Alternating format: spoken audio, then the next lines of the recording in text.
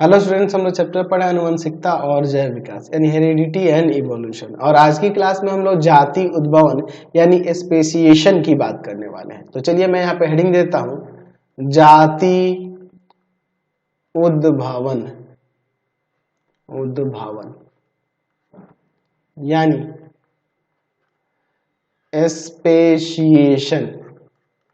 क्या होता है जाति उद्भवन, चलिए इसके समझते हैं।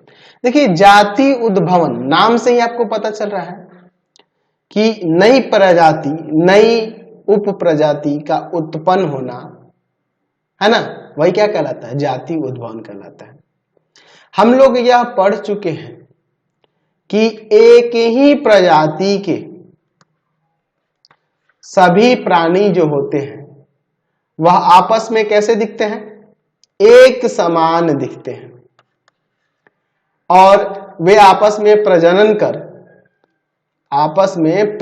कर संतान की उत्पत्ति करते हैं। जो संतान उत्पन्न होता है वो अपने ही पूर्वजों के समान होता है, अपनी प्रजाति के प्राणियों के समान होता है, लेकिन कुछ उसमें असमानताएं या कहे कि विभिन्नताएं आती हैं, है ना। ये हम लोग जान चुके हैं, पढ़ चुके हैं।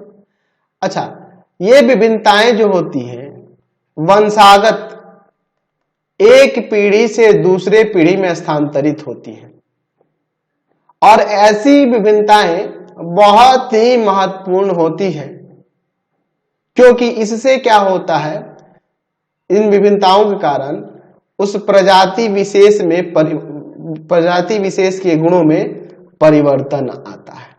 उस प्रजाति विशेष के गुणों में क्या आता है, परिवर्तन आता है। अब इससे क्या होता है कि इससे लघु पैमाने पर नई उपजातियां, उसी प्रकार की नई उप प्रजाति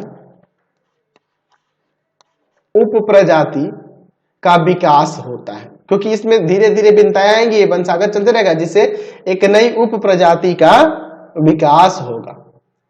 और इस तरह से एक प्रजाति से उसकी नई उप प्रजाति या एक से अधिक उप प्रजाति का विकास होना क्या कहलाता है, सूक्ष्म विकास कहलाता है।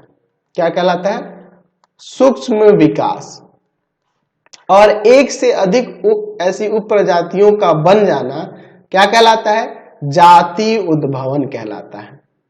उस तरह के विकास को सूक्ष्म विकास कहेंगे और उस तरह जो प्रजाति, एक प्रजाति से एक से अधिक उप प्रजातियां जो उत्पन्न हो जा रही हैं, इसको हम लोग जाति उद्भवन कहते हैं। अब ये जाति उद्भवन को समझने के लिए हम लोग एक एक्सपेरिमेंट करके, एक प्रयोग द्वारा इसको समझेंगे, ठीक है, एक उदाहरण लेकर समझेंगे। तो सबसे पहले इन चीजों को पहले लिख लेते हैं और फिर हम लोग उदाहरण से जाति उद्भवन को समझेंगे। तो हम इसमें लिख सकते हैं ऐसे कि एक ही प्रजाति के सभी प्राणी आपस में एक समान होते हैं तथा वे आपस में प्रजनन कर अपने जैसे संतान उत्पन्न करते हैं। फिर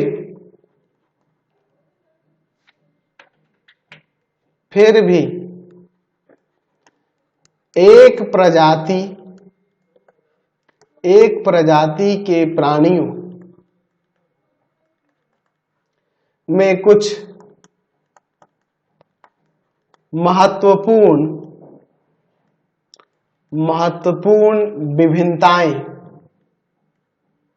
विभिन्नताएं अवश्य होती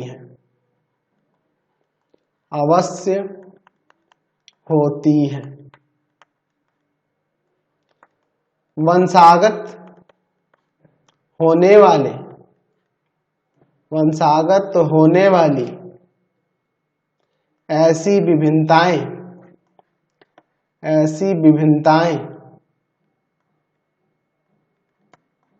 वंशागत होने वाली ऐसी विभिन्नताएं एक पीढ़ी से दूसरी पीढ़ी में स्थानांतरित होती रहती है।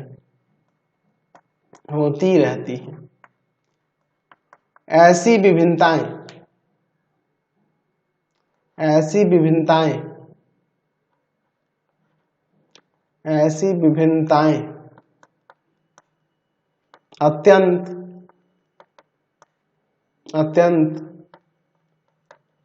महत्वपूर्ण होती है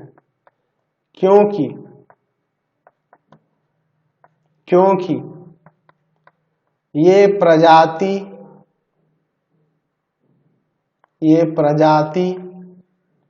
विशेष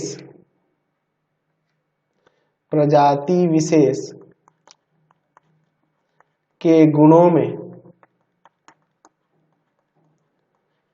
परिवर्तन लाती है, जिससे लघु पैमाने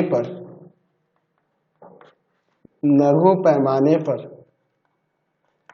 नई उप प्रजाति का विकास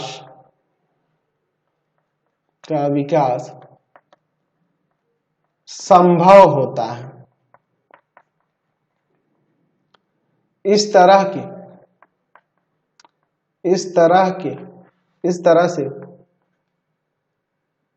से नई उप प्रजाति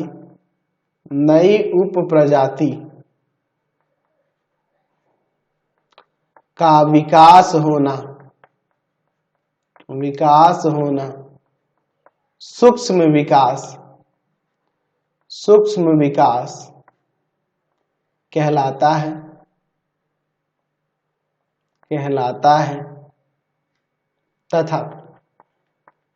तथा नई उप प्रजातियों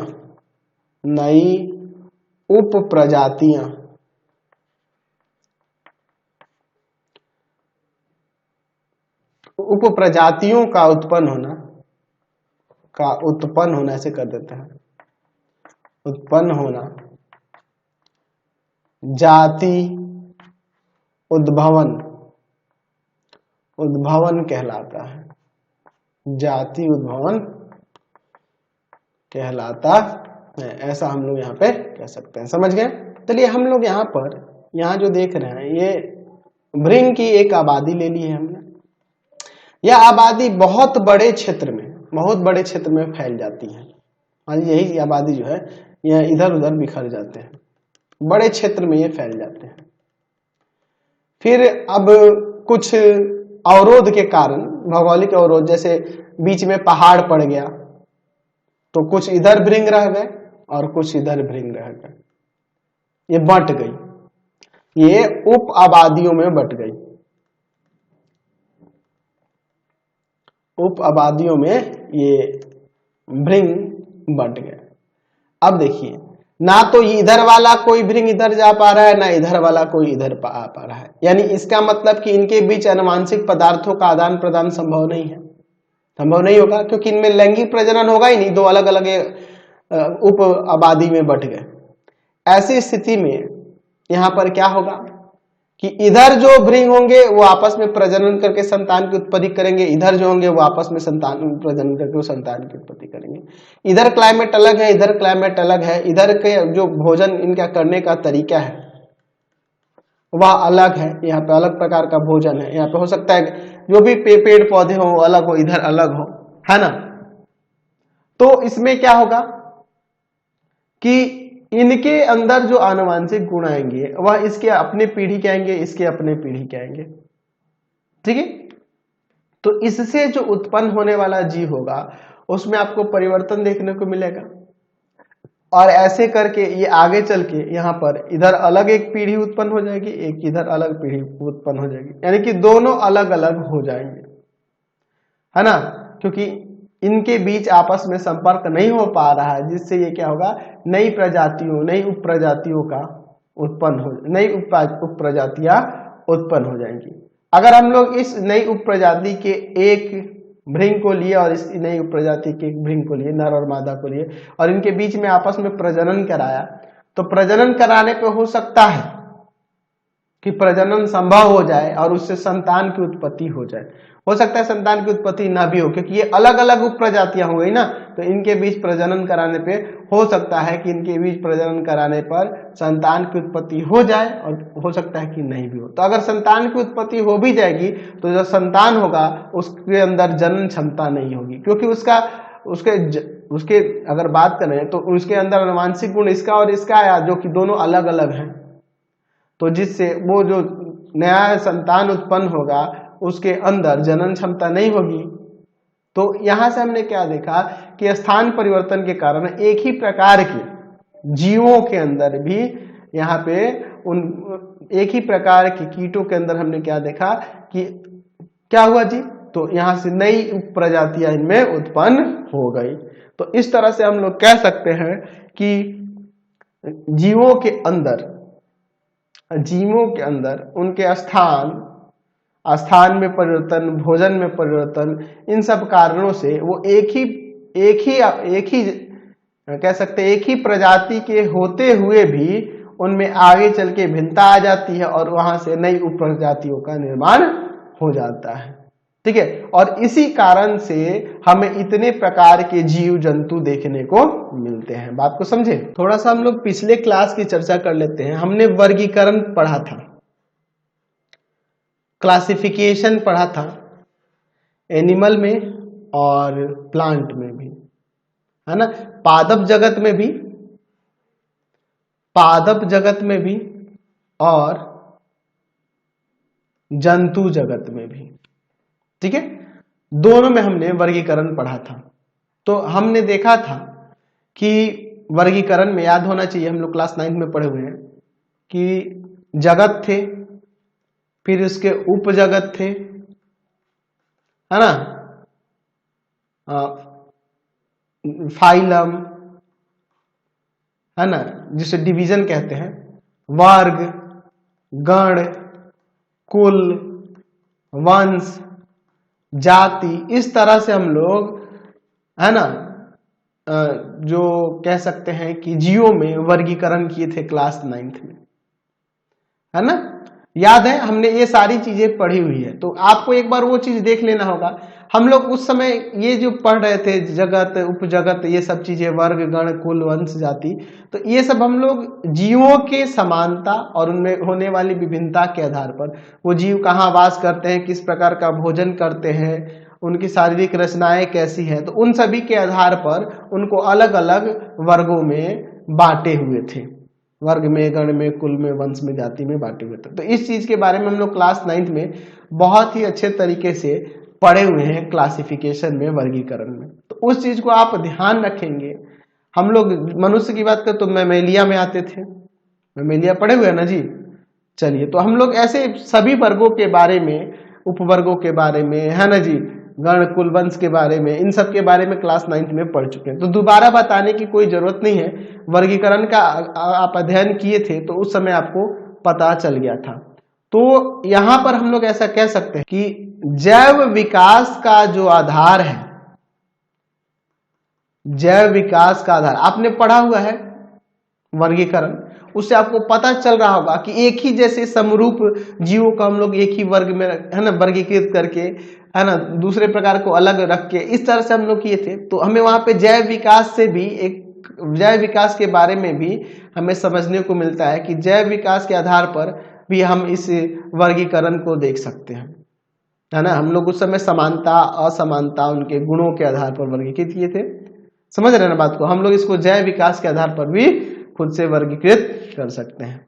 अच्छा, जीवों के अंदर विकास की बात करें तो विकास को समझने के लिए हमें सभी प्रकार के जीवों को देखकर उनकी रचनाएं कैसी हैं, वो किस स्थान पर वास करते हैं, वो किस प्रकार का भोजन ग्रहण करते हैं, इन सभी चीजों को अगर देखा जाए उनमें क्या समानताएं हैं, उनमें क्या विभिन्नताएं हैं, इन सब चीजों को देखकर हम लोग आसानी से पता लगा सकते हैं कि इनके पूर्वज कौन रहे होंगे, है कि नहीं। अगर जैव विकास की बात करें तो जैव विकास में हम लोग जानते हैं कि नई उपजातियों का उत्पन्न होता है एक जाति से, तो हम लोग आसानी से अगर उनमें समानताएं, विभिन्नताएं, उनकी शारीरिक रचना, स्थान, भोजन करने का तरीका, ये सब चीज देखिए तो उससे हमें उसके पूर्वज का ज्ञान आसानी से हो जाएगा।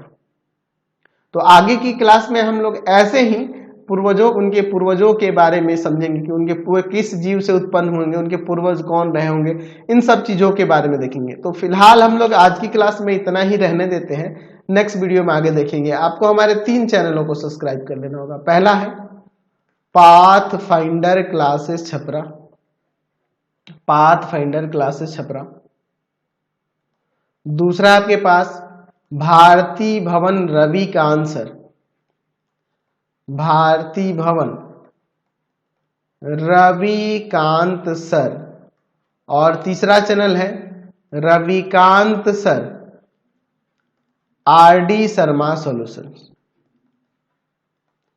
RD Sharma solution. तीनों चैनल को सब्सक्राइब कर लेंगे और इससे रिलेटेड वीडियो के लिए सीधे डिस्क्रिप्शन में इससे रिलेटेड नोट्स के लिए गूगल पे जाकर सर्च करेंगे www.ravikantsir.in और यहाँ जाकर आप सभी क्लासेस के नोट्स और उनके पीडीएफ को डाउनलोड कर सकते हैं, पढ़ सकते हैं। इंस्टाग्राम और फेसबुक पे जाके पाथ फाइंडर क्लासेस छपरा को लाइक एंड फॉलो करना नहीं भूलेंगे। Thanks for watching the video. Comment करके जरूर बताया करें कि हमारे चैनल्स के वीडियोज आप सभी को कैसे लगते हैं। Thanks for watching.